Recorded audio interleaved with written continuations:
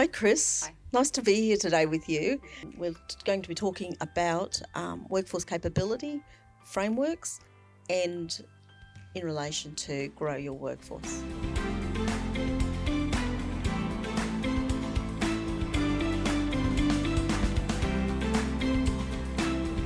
Yeah, I think there's places where it's really important to be clear around, those values in and where they sit in our organisation, and obviously that is at recruitment time, but induction is another, really crucial time where we get really clear around the expectations of the work, and not just the expectations, but what's in place to support people in the work that they do, and what policies and procedures obviously that wrap around that work also. And I think, organisations are on a spectrum of development, and which is just such a normal thing. We've got really established organisations in our sector and newer organisations, and I think the beauty of the capability framework is that it gives, no matter where your organisation is on that spectrum of development or evolution, it gives you a really go-to, easy to read guide on where you can potentially be building in some of those processes, strategies and ways of building that capability in your workforce also.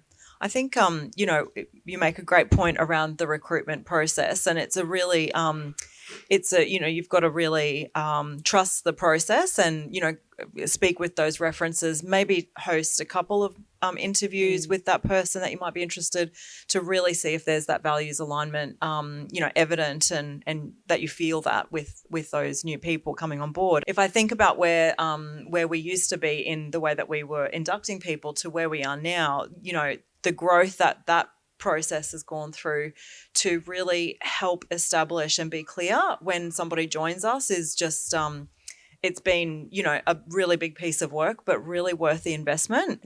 And, we recently onboarded a new team member who hadn't worked in the sector, and, using that the workforce capability framework was a really great way for her to understand, that expectation of what is required when you come into this sector.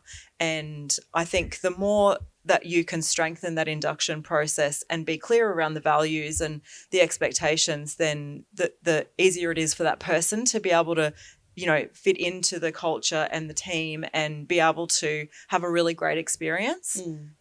Absolutely. I always think of that, saying by Brene Brown that clear is kind, and I think the clearer we can be right at the beginning of when people join us, then it's great for everyone in terms of moving forward and doing their jobs and being supported in that work also.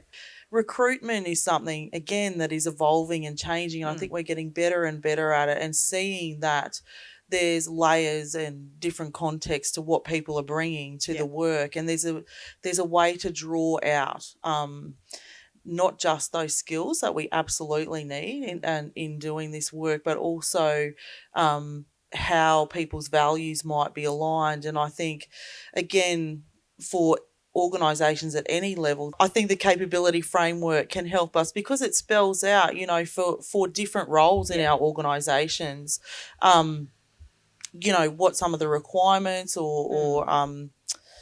or places for development might be. I think it's a great resource to help guide how we create some of those recruitment questions and make sure that we're capturing and getting the people that really fit with our culture too.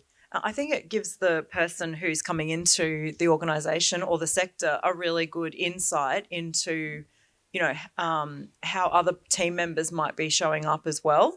And, if I think in particular around men's programs and men who are interested in working in, court support or as social workers, it really does support them in, what is that expectation and how can they see themselves in that work, and so they feel connected to it as well. Yeah, absolutely. And I think for new practitioners coming straight to us either from student placements or straight out of uni, it really gives some context to the work. So it bridges that gap a little bit between what is the theoretical, learnings from university and really gives it some grounding and some context around what it means on the ground to do the work.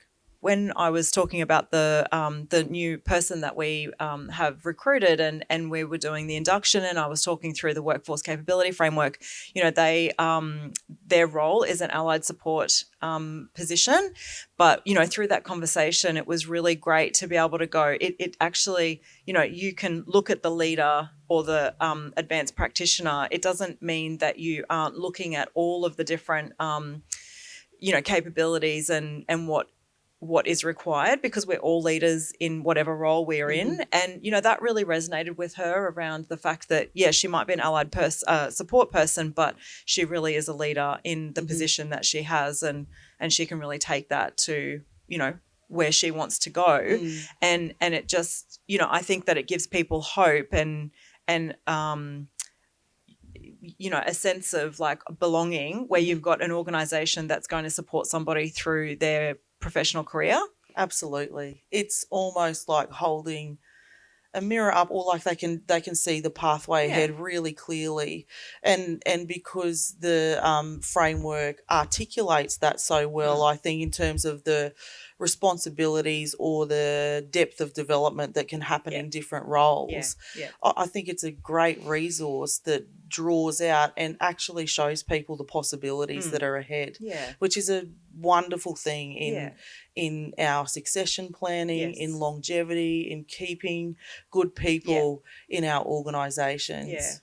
I think the other thing that, when we think about strengthening our workforce and building that capacity, is really understanding that practitioner skills and leadership skills often they are different, really. There's definitely transferable skills that come from that practitioner space, but giving some time and space and understanding for that takes a different kind of development, and that we can support and wrap around people to provide them with that training and support. It's not just about moving from practitioner to manager without any upskilling, that it is possible to do that.